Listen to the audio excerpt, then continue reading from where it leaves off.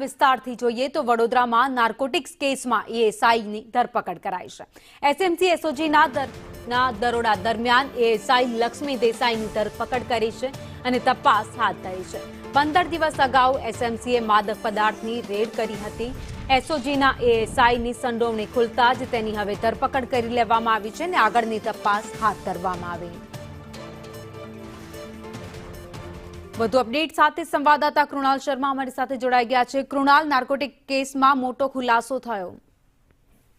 વડોદરાના એસઓજીમાં એએસઆઈ તરીકે ફરજ બજાવતા લક્ષ્મી દેસાઈ જે ઘણા વર્ષોથી પોલીસ વિભાગમાં છે અને વડોદરામાં સૌથી હોશિયાર પોલીસ કર્મીઓ પૈકીના